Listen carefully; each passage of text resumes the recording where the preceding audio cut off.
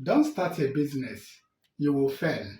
Welcome to my YouTube channel, From the Scratch, a business clinic meant for business starters and entrepreneurs who want to leverage on my experience in their journey to building their own wealth. My name is Chijioke Chikwesere, your business guardian. I know some people will be saying, don't start a business, you will fail. I don't have a job. I don't know how to sustain my family in the future. Then what do you want us to do? My dear, welcome to my channel as I said once again. Here, I want you to know, like what I said in my previous video, starting a business is a serious business. Starting a business, it can be likened to a soldier that is preparing to go to war. It's either you win or they win you. There are no neutral grounds. No neutral grounds at all. So, as an entrepreneur, you must prepare your mind to win no matter the condition. Because if you lose your money, you are going to become worse than you were before you ever started the business. That is why it is very, very important for you to win in that your business idea. But of course, with experience, wait a minute, who experience help?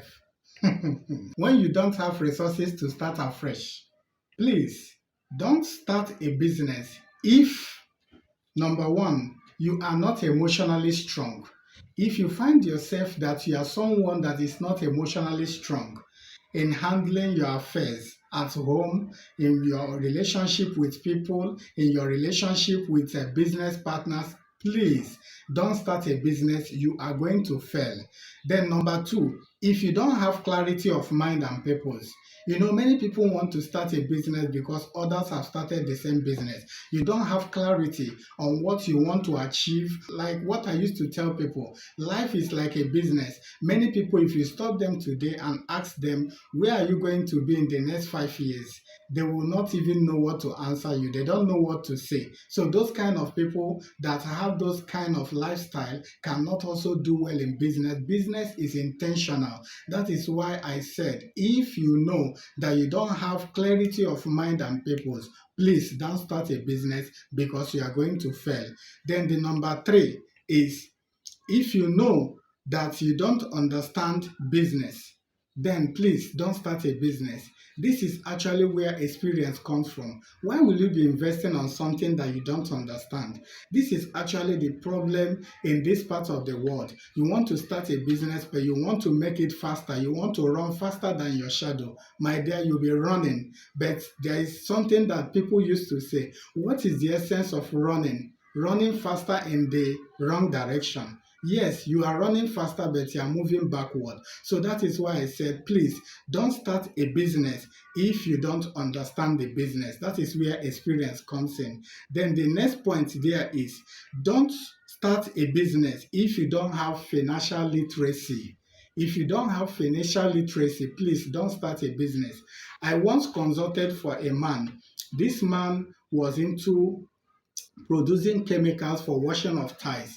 And I discovered that when this man will now go and supply his goods to many people that are using it, he will just be going from time to time, collecting the money small to feed his family. This continued. He didn't have a financial plan. He doesn't even understand the difference between his capital and his profit. At the end of the day, he found himself going bankrupt. He could not have money to buy raw materials again to produce. Business is business. So that is why it is always good for you to learn financial literacy, because financial literacy will help you to manage your money. Financial literacy will also help you to separate personal fund from business funds. Then the next point that I have here is, please don't start a business if you have self-doubt. If you have self-doubt, don't start a business. Have you ever wondered why many financial lending institutions will ask you for equity? My dear, they will ask you for equity. What does it mean? What it means is that they want to see your own personal commitment in that business. Nobody will invest in a business that you yourself, you are not convinced in. So if you have self-doubt in that your business, please don't you ever start the business, because you're already going to fail. Because business requires boldness, business requires belief, it requires faith. That is why the Hebrew word for businessman is a man of faith. So if you don't have faith, if you don't believe in yourself, if you have self-doubt, please don't start a business, because you are going to fail. That will take us to the number 6 point. And the number 6 point is, if you know that you have not created a mental picture of what your business will look like, please don't start a business.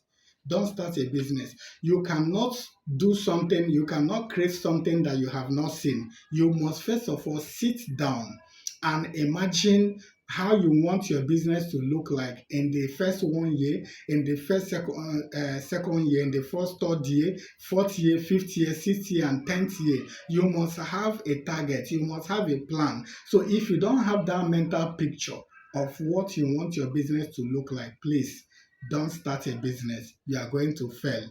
Then the next point is financial support system. Financial support system. If you know you don't have financial support system, please don't start a business. I know many people will be saying, what does he mean by that? Does it mean if I don't have anybody to help me or blah, blah, blah, that means that I cannot start a business? No, it's not what I'm saying. What I'm trying to say is that if you know that you want to start a business, make sure that you have a financial support system that can handle that business, pay its rent, pay its salaries, pay everybody that need to be paid, settle the operational cost of the business at least for the next 1 year. If you don't have this support financial system, then please don't start that business, because you are going to fail. Let me tell you my own story. I started a business. I was dealing on a consumable goods. And this business, when I started it, because of the location, it was not a favorable location, but I decided to start it since that business was not existing in that place. Do you know what happened? What happened was, for the first 6 months, I didn't make a single sale. So how do you think that the business would have survived?